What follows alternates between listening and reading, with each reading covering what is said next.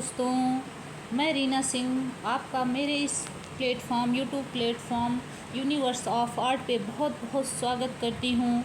चलिए देखते हैं, आज मैं आप लोगों के लिए लेकर आई हूँ यूजीसी नेट 2011 जून के पेपर को, जो कि इसे ज़्यादा से ज़्यादातर लोगों के पास आप शेयर करिए, जिससे कि ज़्यादा से ज़्यादा लोग इससे जुड़ सकें और इसका लाभ उठा सकें। चलिए देखते हैं, अपने सेशन स्टार्ट करते हैं इस सेशन को और देखते हैं इस सेशन का पहला क्वेश्चन क्या है भाई। पहला है, किसने कहा है कि कला अंतः प्रज्ञा की अभिव्यक्ति है। किसने कहा है कि कला अंतः प्रज्ञा की अभिव्यक्ति है। तो पहला ऑप्शन है शोपेनहावर, दूसरा है बाउमगार्टन, तीसरा है क्रोचे, चौथा है आई.एस. रिचर्ड्स। तो इसमें कौन सा ऑप्शन सही होगा, बताइए आप लोग, कौन सा ऑप्शन सही होगा। तो इसमें तीसरा ऑप्शन सही होगा। कौन सा? तीसरा ऑप्शन सही होगा। इसमें कौन है? क्रोचे हैं। कौन है भाई? क्रोचे हैं। इन्होंने क्या कहा था? इंस्टीट्यूशन का सिद्धांत भी दिया था। क्या दिया था? इंस्टीट्यूशन का सिद्धांत भी दिया था। और इन्होंने क्या कहा था? कला ईश्वरीय कृति के प्रति अंतःप्रज्ञ की अभिव्यक्ति है। क्या है? कला ईश्वरीय कृति के प्रति अंतःप्रज्ञ की अभिव्यक्ति है। और इन्होंने 1902 ईस्वी में सौंदर्य शास्त्र नामक ग्रंथ को भी प्रकाशित किया था। क्या किया था? 1902 ईस्वी में सौंदर्य शास्त्र नामक ग्रंथ को भी प्रकाशित किया था। चलिए और आगे देखते हैं भाई। नेक्स्ट क्वेश्चन हमारा क्या है? नेक्स्ट क्वेश्चन है, कौन से पश्चिमी दार्शनिक ने कहा है कि कला अनुकरण है और सत्य से दोहरी दूर रहती है। क्या है? कौन से पश्चिमी दार्शनिक ने कहा है कि कला अनुकरण है और सत्य से दोहरी दूर रहती है।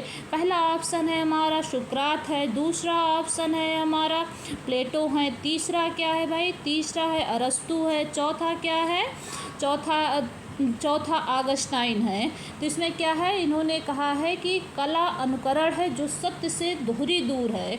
और भी इनका एक कोटेशन है जो उसमें उन्होंने कहा है कि कला सत्य से तिगुनी दूर है। तो कौन है भाई ये? कौन सा ऑप्शन सही होगा आपके होंगे इसमें? प्लेटो। सेकेंड ऑप्शन, कौन सा ऑप्शन सही है? प्लेटो। और प्लेटो के गुरु का नाम क्या है भाई? सुकरात। क्या है? सुकरात। प्लेटो के गुरु का नाम क्या है? सुकरात। और सुकरात के शिष्य कौन है भाई? प्लेटो। कौन है? प्लेटो। और प्लेटो के शिष्य कौन है? अरस्तु। कौन है? अरस्तु। प्लेटो के गुरु कौन है? अरस्तु हैं। तो क्या देखा आप लोगों ने कि प्लेटो ने कहा था कला सत्य से दुगनी दूर है, कला सत्य से तिगुनी दूर है। ये कथन किसका है? ये प्लेटो का है। और प्लेटो का जन्म कब हुआ था? 428। कब हुआ था?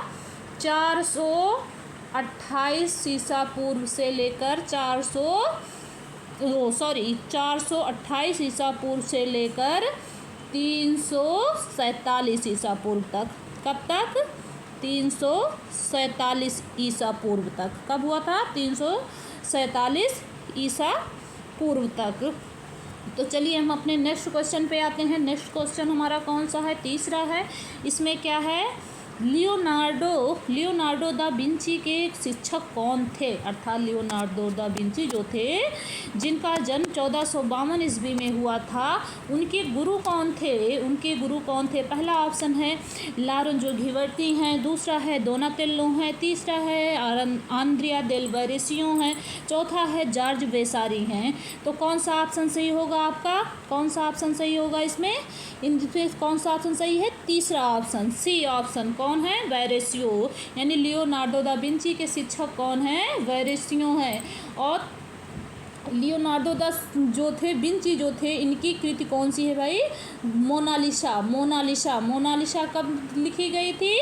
मोनालिसा जो थी वो 1500 से 1504 के बीच में। कब लिखी गई थी? 1500 से 1504 के बीच में। इनकी और अन्य कृतियां हैं, जैसे द वर्जिन ऑफ रॉक्स है जो 1485 में लिखी गई थी, सेंट जॉन द बैप्टिस्ट है जो 1513 ईस्वी में लिखी गई थी। और लियोनार्डो दा विंची जो थे, एक महानतम कलाकृतियों का निर्माण किया था, महान कलाकारों में गिने जाते हैं। तो चलिए देखते हैं अपना नेक्स्ट क्वेश्चन देखते हैं। चौथा क्वेश्चन क्या है, किस आधुनिक यूरोपियन मूर्तिकार ने घिवर्ती के गेट्स ऑफ पैराडाइज के जवाब में गेट्स ऑफ हेल का सृजन किया। गेट्स ऑफ पैराडाइज के जवाब में गेट्स ऑफ हेल का सृजन किया। पहला ऑप्शन है आपका रोंदा है, दूसरा है हेनरी मूर है, तीसरा है अलेक्जेंडर काल्डर है, चौथा है जया आर्प हैं। तो इसमें आपका कौन सा ऑप्शन सही होगा भाई, किसने किया था? इसमें पहला ऑप्शन सही होगा रोंदा ने क्या किया था?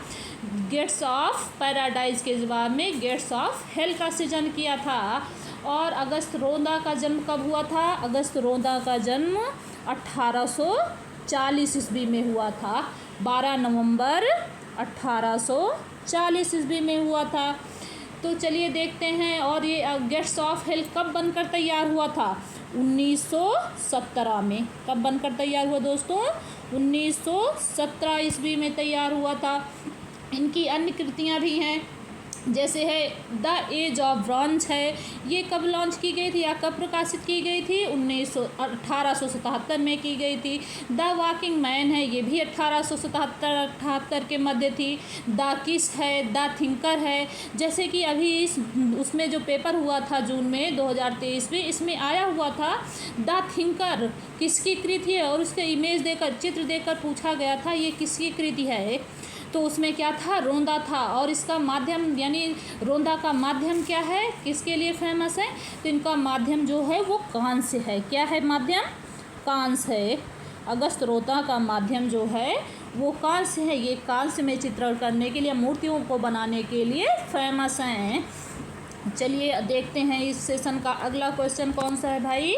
अगला क्वेश्चन है पाँचवें क्वेश्चन पे आते हैं। कांथा टेक्सटाइल का लोक रूप है, यह कहाँ से है? कांथा टेक्सटाइल का लोक रूप है, यह कहाँ से है? यानी कांथा जो है वो लोक कला कहाँ की है? तो पहला ऑप्शन है आपका उड़ीसा है, दूसरा है बिहार है, तीसरा है बंगाल है, चौथा है आंध्र प्रदेश।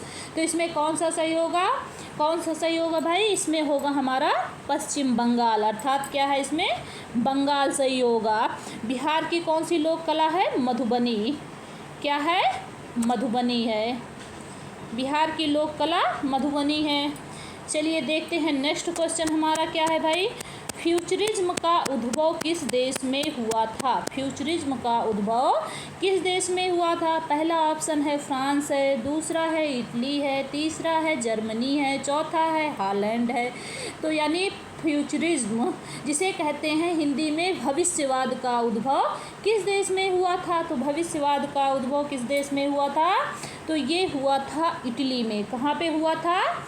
इटली में। यानी 19वीं सदी के उत्तरार्ध में इटली में आधुनिक कला का आरंभ हुआ, जिसे क्या कहा जाता है? फ्यूचरिज्म के नाम से जाना जाता है, अर्थात भविष्यवाद के नाम से जाना जाता है। इसके प्रणेता कौन है भाई? फ्यूचरिज्म के प्रणेता कौन है? मारिनेत्ती। कौन है? मारिनेत्ती। फ्यूचरिज्म के प्रणेता कौन है? मारिनेत्ती। और इसका सबसे मारिनेत्ती ने क्या किया था? साहित्यिक भविष्यवाद का प्रथम घोषणा पत्र भी तैयार किया था। मारिनेत्ती ने क्या किया था? साहित्यिक भविष्यवाद का पहला घोषणा पत्र भी मारिनेत्ती ने ही तैयार किया था। तो इसमें क्या होगा? कौन सा ऑप्शन आपका सही होगा? इटली सही होगा। कौन सा ऑप्शन सही होगा आपका? इटली सही होगा। चलिए देखते हैं हमारा नेक्स्ट क्वेश्चन कौन सा है। अगला क्वेश्चन कौन सा है भाई? 7वां क्वेश्चन है, भारत का प्रतिष्ठित नवतांत्रिक चित्रकार कौन है? तो इसमें कौन कौन से हैं ऑप्शन में? पहला है जतिन दास हैं, दूसरा है निरोध मजूमदार हैं, तीसरा है गणेश पाइन हैं, चौथा है GR संतोष हैं। तो इसमें कौन सा ऑप्शन सही होगा? आप लोग बताइए भाई, कौन सा ऑप्शन सही होगा? इसमें हमारा डी ऑप्शन सही होगा। कौन सा ऑप्शन सही होगा? डी ऑप्शन सही होगा। तो गुलाम रसूल संतोष, जिनका शॉर्ट नेम क्या है? GR संतोष। इनका जन्म कब हुआ था? इनका जन्म 1929 ईस्वी में, उससे 1929 ईस्वी में हुआ था। और इनकी मृत्यु कब हुई थी? 1997 में। कब हुई थी? 1997 ईस्वी में इनकी अन्य कृतियां हैं, यानी इनकी ये एक नवतांत्रिक कलाकार के रूप में जाने जाते हैं। और इन्होंने क्या कहा था, मैं संतोष हूँ, आपको क्या दिखता हूँ, इनकी एक कृति है मैं संतोष हूँ, आपको क्या दिखता हूँ। दूसरी कृति है अनटाइटल्ड है। तीसरा है इंदिरा गांधी का व्यक्ति चित्र इन्होंने बनाया था। रूप ने अग्नि है, या आदि इनकी क्या है, सर्वश्रेष्ठ कृतियों में गिनी जाती हैं। चलिए देखते हैं हमारा नेक्स्ट क्वेश्चन कौन सा है भाई। नेक्स्ट क्वेश्चन है 8वां क्वेश्चन। नेक्स्ट क्वेश्चन कौन सा है हमारा, 8वां क्वेश्चन है।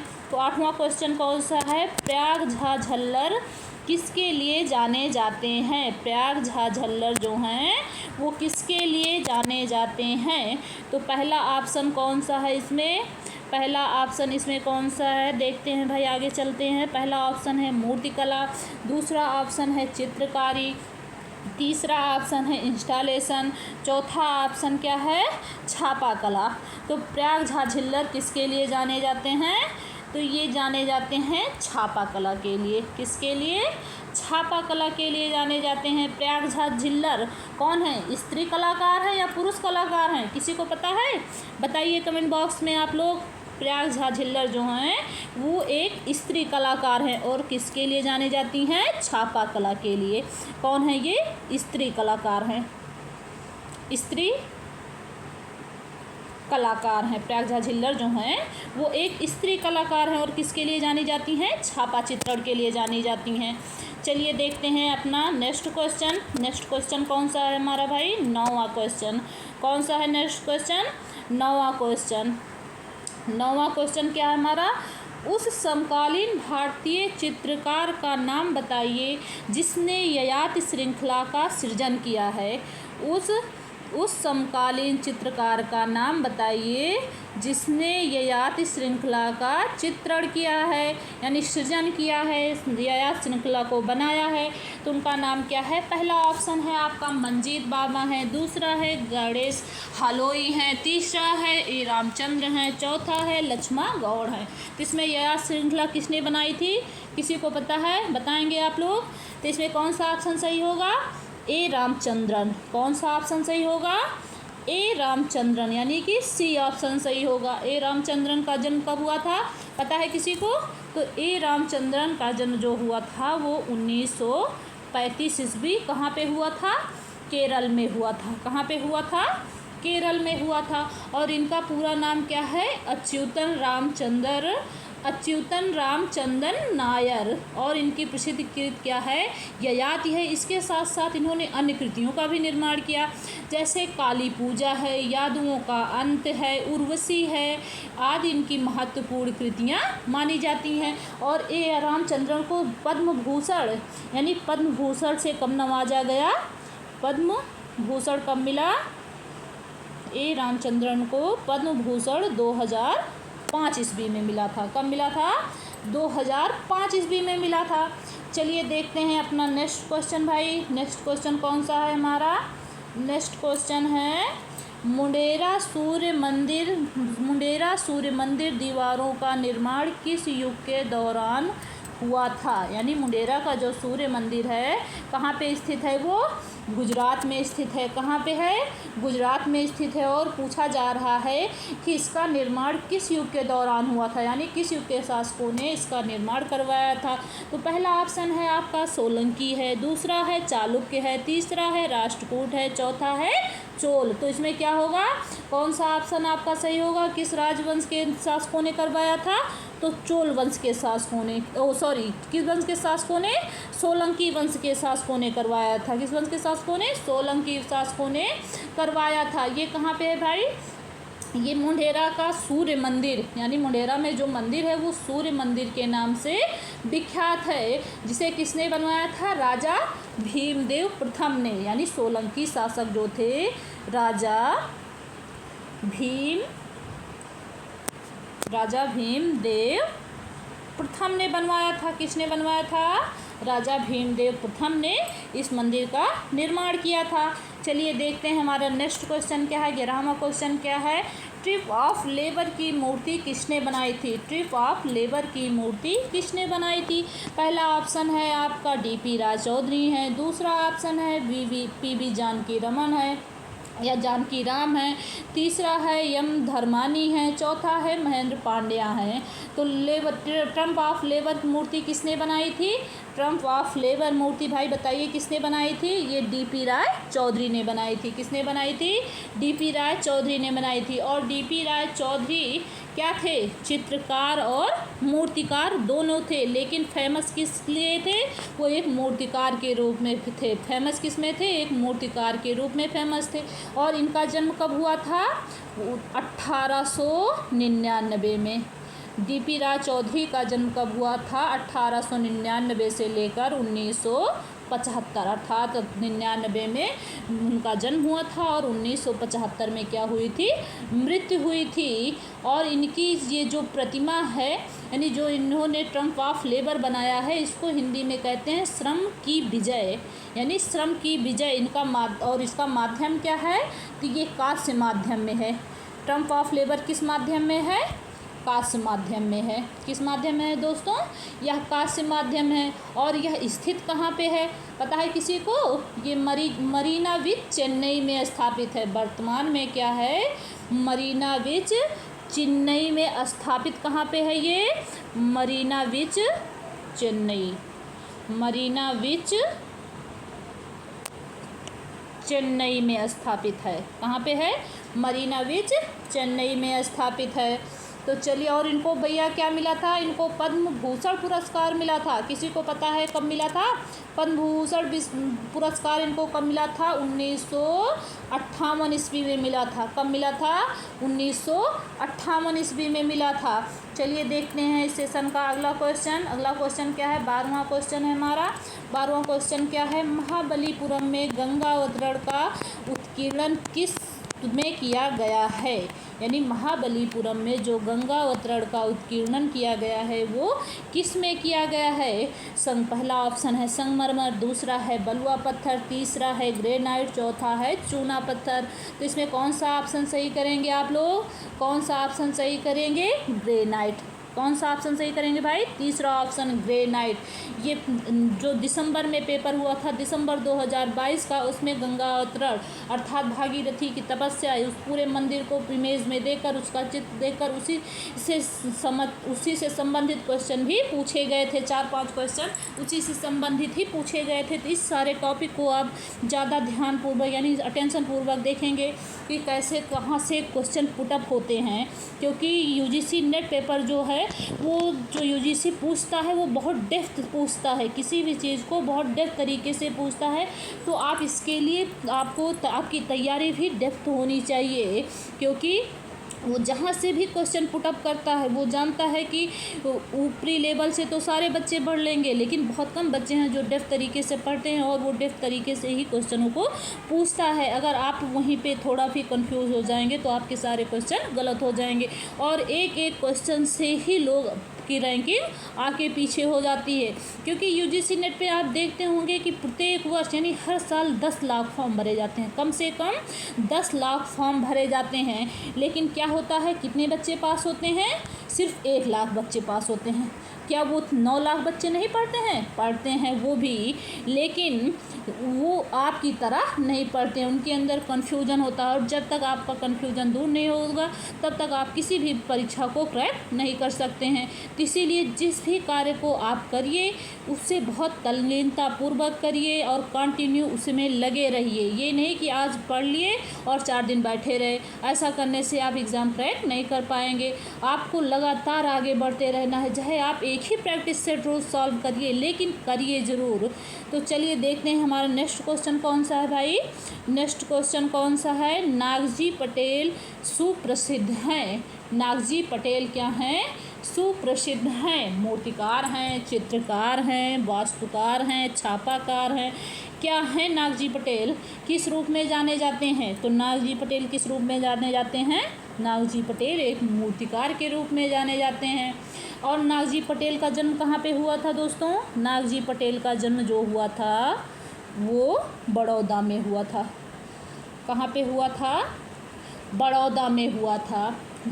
तो नागजी पटेल का जन्म जो हुआ था वो बड़ौदा में हुआ था, और नागजी पटेल को क्या हुआ था, मध्य प्रदेश सरकार द्वारा कालिदास सम्मान भी मिला था। कालिदास सम्मान कब मिला था, 2005 ईस्वी में। कब मिला था कालिदास सम्मान, 2005 ईस्वी में। कब मिला था, 2005 ईस्वी में। तो चलिए देखते हैं आगे का क्वेश्चन क्या है भाई हमारा। आगे का कौन सा क्वेश्चन है, 1 मिनट, जस्ट वेट 1 मिनट। आगे का क्वेश्चन कौन सा है, 14वां क्वेश्चन है। आगे का कौन सा क्वेश्चन है, 14वां क्वेश्चन है। कांस्य व अन्य धातुओं में गढ़ी भारतीय प्रतिमा विज्ञान संबंधी रूपों पर आधारित रिफ्यूजी मूर्ति किसने तैयार की थी। यानी कांस्य और अन्य धातुओं में गढ़ी भारतीय प्रतिमा विज्ञान संबंधी रूपों पर आधारित रिफ्यूजी मूर्ति किसने तैयार की थी। पहला ऑप्शन है आपका मीरा मुखर्जी है, दूसरा है के हेब्बर हैं, तीसरा है शिव सिंह है, चौथा है पीबी जानकी राम है या पीबी जानकी रमन है। तो इन्होंने भाई क्या किया था, ये इसमें कौन सा ऑप्शन आपका सही होगा, सही ऑप्शन बताइए ABCD में। तो इसमें कौन सा ऑप्शन सही होगा, पीबी जानकी राम ने। रिफ्यूजी पद्धति से मूर्तियों का निर्माण किसने किया था, जानकी राम ने किया था। और चलिए इनका माध्यम ही है इसी रिफ्यूजी के लिए, ये फेमस ही है जानकी राम। तो इन्होंने क्या किया था, किस मूर्ति का निर्माण, यानी रिफ्यूजी पद्धति में मूर्तियों का निर्माण किया था। चलिए देखते हैं अगला क्वेश्चन। अगला क्वेश्चन क्या है, सिरे पर्दू किसको गढ़ने की प्रक्रिया है या कास्टिंग प्रोसेसिंग है। सिरे पर्दू जो है वो किस प्रकार की विधि है, किसको ढालने के लिए या किसको बनाने के लिए इसका प्रयोग किया जाता है। तो पहला ऑप्शन है आपका सीमेंट है, दूसरा है प्लास्टर ऑफ पेरिस है, तीसरा है धातु है, चौथा है रबर है। तो इसमें कौन सा ऑप्शन सही होगा आपका, धातु सही होगा। कौन सा ऑप्शन सही होगा, धातु सही होगा। उसके बाद देखिए नेक्स्ट क्वेश्चन हमारा कौन सा है, 16वां क्वेश्चन है। आधुनिक विज्ञापन के जनक के रूप में जाने जाते हैं। आधुनिक विज्ञापन के जनक के रूप में जाने जाते हैं। पहला ऑप्शन है डेविड ओगलवी हैं, दूसरा है जैक ट्राउट हैं, तीसरा है सुजैन जिलेट हैं, चौथा है अलेक पद्मश्री हैं। सॉरी तो इसमें क्या है होगा सही, इसमें पहला ऑप्शन आपका डेविड ओगलवी सही होगा। अगर यहीं पे पूछता है आधुनिक भारतीय विज्ञापन के जनक, तो क्या होगा आपका अलेक पद्मश्री होगा। क्या होगा, अलेक पद्मश्री होगा।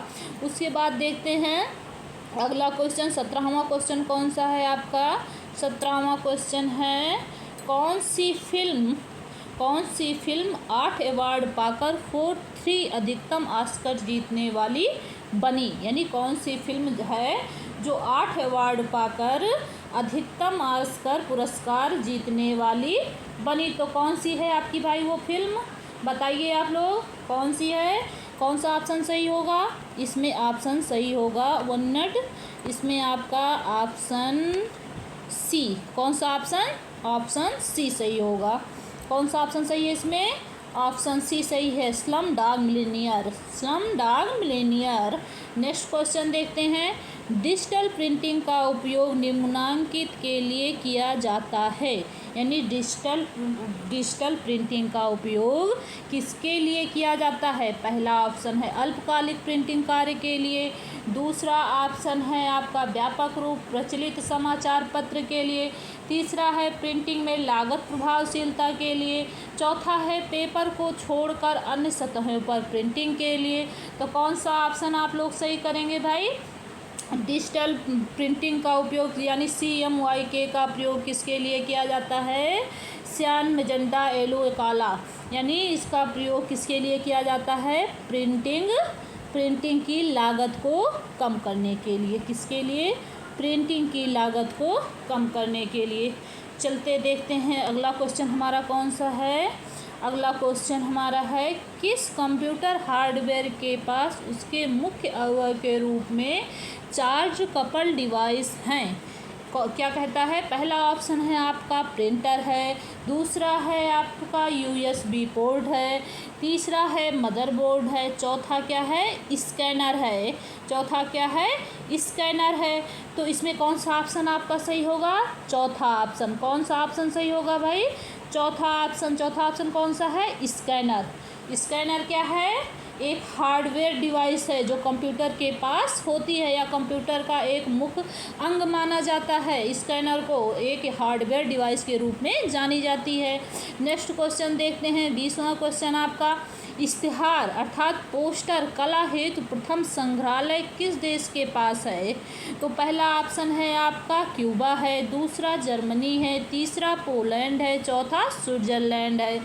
तो ये प्रथम संग्रहालय जो खोला गया पोस्टर के लिए वो कहाँ पे खोला गया, यही पूछा जा रहा है इसमें। तो वो किसके पास है भाई?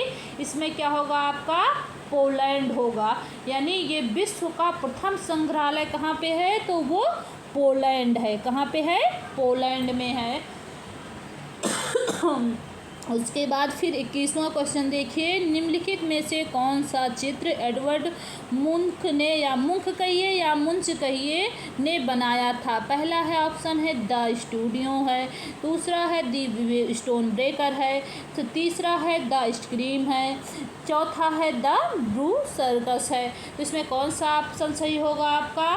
कौन सा ऑप्शन सही होगा बताइए भाई? इनका कौन सा ऑप्शन है? The scream. कौन सा है? सी ऑप्शन सही होगा, द स्क्रीम। अच्छा बताइए, द स्टोन ब्रेकर किसका है? स्टोन ब्रेकर जो है वो पूर्वे महोदय का है। किसका है? पूर्वे महोदय का है, जो एक यथार्थवादी कलाकार माने जाते हैं। और ब्लू सर्कस किसका है? ब्लू सर्कस बताइए आप लोग किसका है? पता है किसी को ब्लू सर्कस किसका है? ब्लू सर्कस जो है वो मार्क सागाल का है। किसका है? मार्क सागाल का है। ब्लू सर्कस किसका है? मार्क सागाल का है। चलिए देखते हैं नेक्स्ट क्वेश्चन देखते हैं, हमजानामा के मूल चित्र किस पर चित्रित किए गए हैं? यानी हमजानामा का जो चित्रण हुआ था वो किसके काल में हुआ था? अकबर के काल में हुआ था। और इसका चित्रण पूछा जा रहा है किस पर चित्रित है? कागज़ पर चित्रित है या फिर आपका कागज़ है या फिर क्या है भाई? ताड़ का पत्ता है, कपड़ा है, काष्ठ की पट्टियाँ हैं। तो इसमें क्या सही होगा आपका? क्या सही होगा? कपड़ा सही होगा। क्या कौन सा ऑप्शन सही होगा? C option. सी ऑप्शन कौन सा है? कपड़ा है। यानी हमजानामा में कुल कितनी कहानियाँ हैं? 360 कहानियाँ हैं। हमजानामा में कितनी कहानियाँ हैं? 360 कहानियाँ हैं। और हमजानामा किसकी कहानी है? हजरत मोहम्मद जो थे उन्हीं के चाचा की कहानियों का संग्रह है। हमजानामा क्या है? हजरत मोहम्मद यानी मोहम्मद हजरत जो थे उन्हीं के चाचा की कहानियों का संग्रह है, जो कि अकबर के काल में इसकी रचना हुई थी।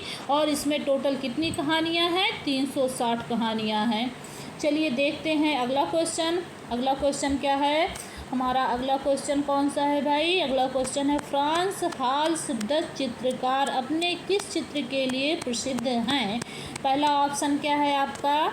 1 मिनट जस्ट वेट। पहला ऑप्शन कौन सा है आपका? पहला ऑप्शन है दृश्य चित्र, दूसरा ऑप्शन है स्थिर चित्र, स्थिर वस्तु चित्र, तीसरा है व्यक्ति चित्र, चौथा है म्यूरल। तो फ्रांस हाल किसके लिए प्रसिद्ध है? पता है किसी को? बताइए भाई, फ्रांस हाल किसके लिए प्रसिद्ध है? तो ये पोर्ट्रेट चित्र के लिए प्रसिद्ध हैं। किसके लिए? पोर्ट्रेट। ये पोर्ट्रेट को क्या कहा जाता है? व्यक्ति चित्रों के लिए। फ्रांस हाल किसके लिए प्रसिद्ध हैं? तो व्यक्ति चित्रों के लिए प्रसिद्ध है। और फ्रांस हाल का जन्म कब हुआ था पता है किसी को? 1582 ईस्वी से लेकर 1666 ईस्वी के में। और एक ये डच पोर्ट्रेट चित्रकार के रूप में जाने जाते हैं। क्या जाने जाते हैं? डच पोर्ट्रेट चित्रकार के रूप में जाने जाते हैं। चलिए देखते हैं अगला क्वेश्चन कौन सा है। नेक्स्ट क्वेश्चन, चित्रकारी में तैल रंग का उपयोग पहली बार कहाँ किया गया था? पूछा जा रहा है क्वेश्चन में, चित्रकारी में तैल रंग का उपयोग पहली बार कहाँ किया गया था? तो पहला ऑप्शन आपका क्या है? फ्रांस है, दूसरा है जर्मनी है, तीसरा है हॉलैंड है, चौथा है ग्रीस। तो आप लोग कौन सा ऑप्शन सही करेंगे? बताइए आप लोग कौन सा ऑप्शन सही करेंगे? तो इसमें तीसरा ऑप्शन सही होगा। कौन सा ऑप्शन सही होगा? तीसरा ऑप्शन हॉलैंड होगा। कौन सा होगा? हॉलैंड होगा। उसके बाद नेक्स्ट क्वेश्चन देखते हैं। नेक्स्ट क्वेश्चन क्या है भाई हमारा? 25वां क्वेश्चन, गुप्तकालीन देवगढ़ का मंदिर किसे समर्पित है? गुप्तकालीन देवगढ़ का मंदिर किसे समर्पित है? यानी देवगढ़ के मंदिर से ही पहले क्या हुआ था? शिखर का निर्माण हुआ था। नहीं, पहले जो मंदिर बनाए जाते थे वो सपाट बनाए जाते थे, लेकिन देवगढ़ का जो दशावतार का मंदिर है जिसमें विष्णु जी की प्रतिमा पाई जाती है, तो वो क्या है? एक शिखर नुमा मंदिर है। यानी शिखरों का निर्माण देवगढ़ के दशावतार मंदिर से ही किया जाता है। और ये किसे समर्पित है?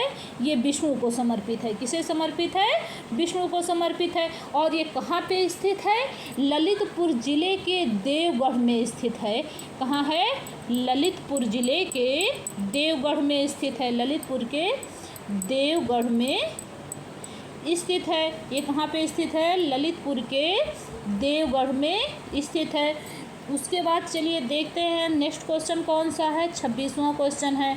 कौन सा है? 26वां क्वेश्चन। क्या कहा जा रहा है भाई? अजंता भित्तिचित्र के चित्रकारों ने बुद्ध के जीवन की विभिन्न घटनाओं के चित्रण में अधिक प्रकृतिवाद लाने के लिए वैज्ञानिक परिप्रेक्ष्य में कार्य किया। पहला कथन क्या है?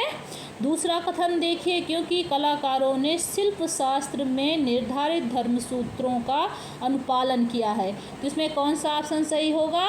इसमें क्या कहा जा रहा है? अजंता भित्तिचित्र के चित्रकारों ने बुद्ध के जीवन की विभिन्न घटनाओं के चित्रण में अत्यधिक प्रकृतिवाद लाने के लिए वैज्ञानिक परिप्रेक्ष्य का निर्माण किया, यानी परिप्रेक्ष्य में कार्य किया। तो इसमें क्या सही होगा? ये सही कहा जा रहा है, क्योंकि अजंता की गुफा जो है वो स्पेशली किसके लिए है?